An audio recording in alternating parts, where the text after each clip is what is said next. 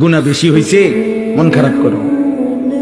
গুনাহ অনেক বেশি বাবা, বান্দা মন খারাপ করো না। আমি আছি না, আমার কাছে আইসো, গুনাহ যেই পরিমাণ হোক আমার থেকে হতাশ হইও না, আমি সব মাফ করে দেব। এইটাই এই আয়াত। কুল, হে নবী আপনি বলেন, ইয়া ইবাদিয়াল্লাযীনা আসরাফু আলা আনফুসিহিম, হে আমার বান্দারা, তোমাদের যাদের জীবন গুনায় গুনায় পূর্ণ হয়ে গেছে, জীবনের উপরে জুলুম করে ফেলেছ, গুনার সীমা অতিক্রম করে ফেলেছ, সাগরের ঢেউর চাইতে গুনাহ বেশি, পাহাড়ের উচ্চতার চাইতে গুনাহ বেশি, আসমানের কাছে গুনাহ পৌঁছে গেছে। আল্লাহ বলেন, লা তাকনাতু মির রাহমাতিল্লাহ, আমি আল্লাহর রহমত থেকে নিরাশ হইও না। ইন্নাল্লাহা ইয়াগফিরুয যুনুবা জামিআ, নিশ্চয়ই তোমার আল্লাহ সব গুনাহ মাফ করে দিবে। ইন্নাহু হুয়াল গফুরুর রহিম, নিশ্চয়ই আল্লাহ ক্ষমাশীল দয়াবান। তাহলে কে মাফ করবে? কি পরিমাণ মাফ করবে? অর্ধেক, 80 ভাগ, কত ভাগ? 100 ভাগ, সব মাফ। আল্লাহ বলছে বান্দা সব মাফ করে দেব, সব। কারো কাছে যাইও না, আমার কাছে আসো। এখন শর্ত হইল, প্রশ্ন হইল, মালিক কি করতে হবে আমাকে? যদি মাফ নিতে হয় আমার করণীয় কি? তো আল্লাহ বলেন 3টা কাজ। কয়টা? 1, ওয়া আনিবু ইলা রাব্বিকুম, তোমরা তোমাদের রব আল্লাহর নিকটে তওবা করো। কি করো? এই আনিবু মানে ইনাবাত, মানে তওবা, রুজু, তোমাদের রবের কাছে ফিরো, তওবা করো। তওবা কিভাবে করে? 3 ভাবে। কয় ভাবে?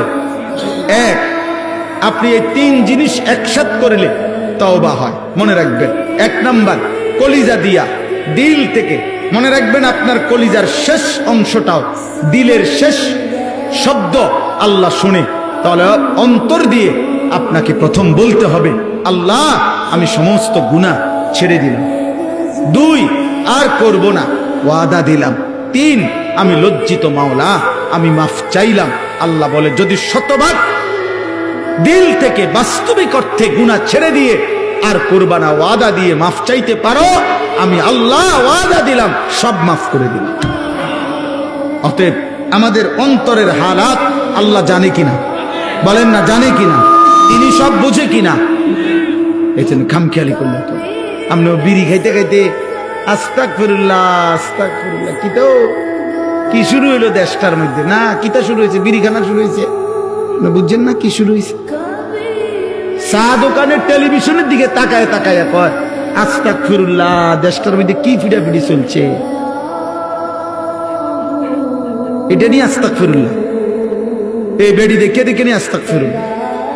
এক বুজুর্গ, ওনার সঙ্গী একজন বেপর্দা নারীর দিকে তাকাইয়া বলছে, হযরত দেখেন দেখেন এই মহিলা কি বেপর্দা, আস্তাগফিরুল্লাহ আস্তাগফিরুল্লাহ। ওই আল্লাহওয়ালা ওই লোককে বলছে, ভাই তেরি আস্তাগফিরুল্লাহ পর আস্তাগফিরুল্লাহ, তোমার আস্তাগফিরুল্লাহর উপরে আস্তাগফিরুল্লাহ। এ কেসা আস্তাগফিরুল্লাহ? এটা কি ধরনের আস্তাগফিরুল্লাহ? বেডির দিকে ছাইয়া রইছো, আবার কও আস্তাগফিরুল্লাহ। আরে ভাই, পেলে তো নজর হটাও, ফের আস্তাগফিরুল্লাহ পড়ো। আগে তো চোখ সরাও, আগে তো মহিলার থেকে নজর সরাও, এরপরে না কইবা আস্তাগফিরুল্লাহ। ছাইয়া ছাইয়া আগ করে রইছো, কয় আস্তাগফিরুল্লাহ।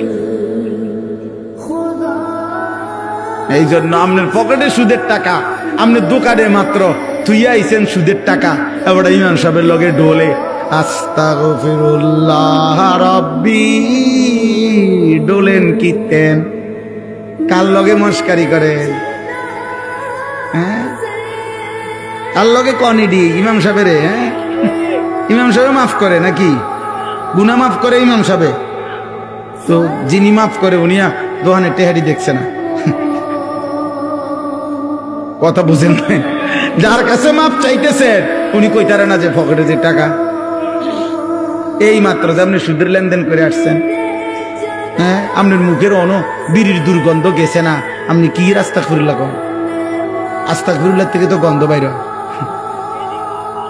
এই জন্য খামখেয়ালি করলে হবে, খালেস কি করতে হবে? তাওবা করতে হবে, খালেস তাওবা। গুনাহ ছেড়ে দিলাম আর করব না, ওয়াদা দিলাম, আমি মাওলা লজ্জিত, মাফ চাইলাম, খোদার কসম আল্লাহ বলবে বান্দা আমি মাফ করে দিলাম।